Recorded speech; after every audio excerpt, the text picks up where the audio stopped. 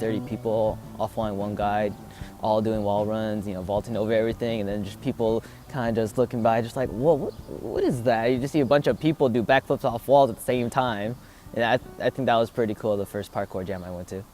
And Matt is just, he's really tall. I don't know exactly how tall he is, 6 foot something, but because his height, he gets around so easy. Like wall runs going up, like I had to take like 2 steps in the jump. He just kind of does a little one step hop, and he's already up there. So his height makes him really good also. I had no idea what it was called, but I searched all over the internet for it, and that was back in 2003. And I eventually found out what it was, but America had no forums, no website, nothing built up at all. So I had to go on websites from all over the world and translate all their forums and eventually learn what they're talking about and learn how to train myself. And then in the start of 2004 is when I created San Jose Parkour, started training people with those close-knit friends, and we eventually grew to what we are now. But definitely if you want to learn a turn vault, you might not want to practice on the edge. You guys can practice on the corner here. This is a good place to learn a turn vault because you have a large ledge. It started with really karate, which is interesting because in there, they teach you like balance, how to control your body. They start teaching you flips and little things like that. And then I was walking home from karate. I'm like, maybe I gotta start doing this stuff outside.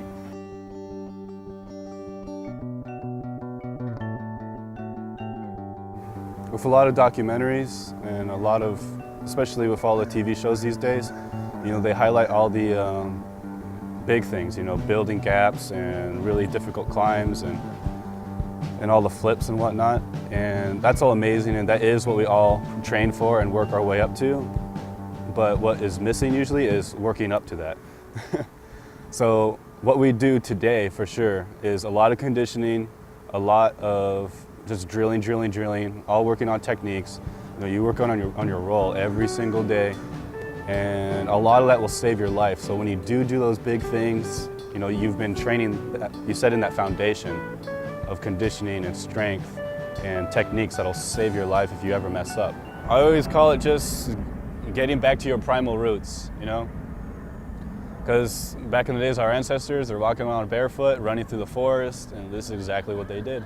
Just flowing through their environment. Every one of them was in shape, able to hunt and gather for their food and survive. Like you'll see us on all fours today. Even though it's rainy and dirty, we'll be there.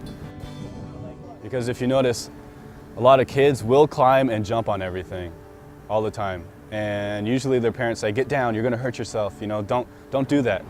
But what if we had parents that never told us that said, yeah, jumping and climbing is okay. And as long as they do it safe and they train properly, if you started that young, then those kids could be amazing. But most of us stop jumping, most of us stop climbing, most of us stop running around all the time. And we turn into what some people call as zoo humans. Well, we don't want to be zoo humans. We want to be the original humans. And that's to be able to test our bodies every day and just being able to survive. You can go places you've never done before, gone before. When you're up high, different view on a lot of stuff. Always looking for a different route, a new way to look at things. That's what parkour is about. After doing parkour for a while, then you achieve the vision. That's kind of corny to do, but you do definitely start to look around your environment like this. You look at trees, you look at rails, you look at pipes, you look at ledges. You're just always scoping things out. You become a lot more tactile too. You start feeling things for the grip, and you definitely are always thinking like, how can I move through here as fast as possible? Or what would be a creative way? What would be a new way that I've never run through here before? No, just thinking of your environment, like, okay, what can I do with that? Just like like a simple wall or just some object that you just disregarded before, you could do stuff on it now. What kind of vault, what kind of flip I could do off of it or something like that. And even if you're just like not even doing parkour, you're just walking to get lunch, like it's still in your head, in the back of your head, and you're still looking around. And it's just great to become part of your environment. Just instead of walking around every wall, taking every flight of stairs, you know, going down the route that standard like civilization or architects have designed us to take. You could take a different route.